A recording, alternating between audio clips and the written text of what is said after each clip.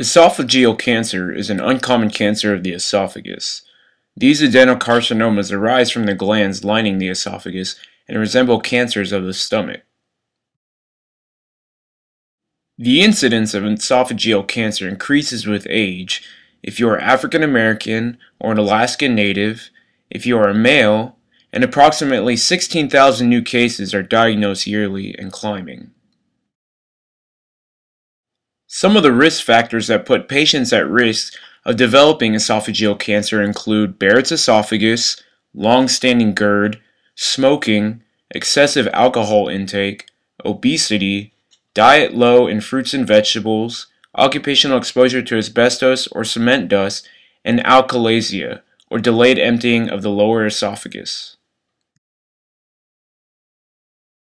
Signs and symptoms of this disease include dysphagia, pain in substernal, epigastric, and back regions, sore throat, choking, weight loss, and hoarseness of voice.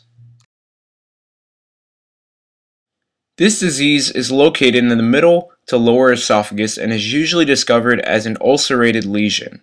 The signs and symptoms show only in the late stages of cancer development, and if gone undiagnosed and untreated, there is a risk of metastasis. Here are the following treatment options for esophageal cancer. The first is surgery. In an esophagectomy, it is a removal of part of the esophagus.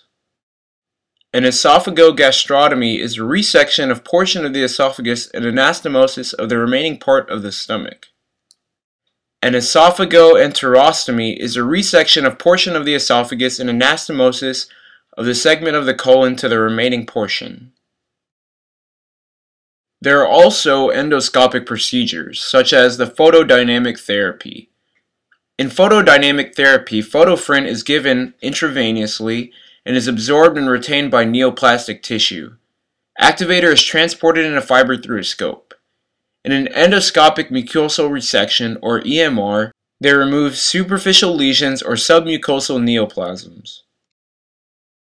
Other treatments of this cancer include radiation therapy, chemotherapy, and nutritional therapy. Healthcare providers use these diagnostic tests to identify esophageal cancer. An endoscopic biopsy identifies malignant cells to make a definite diagnosis.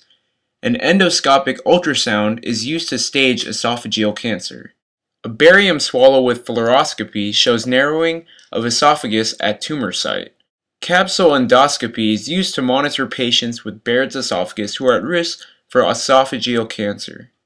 A bronchoscopic exam is used to show malignant involvement to the lungs, and CT scanning and MRIs assess the extent of disease.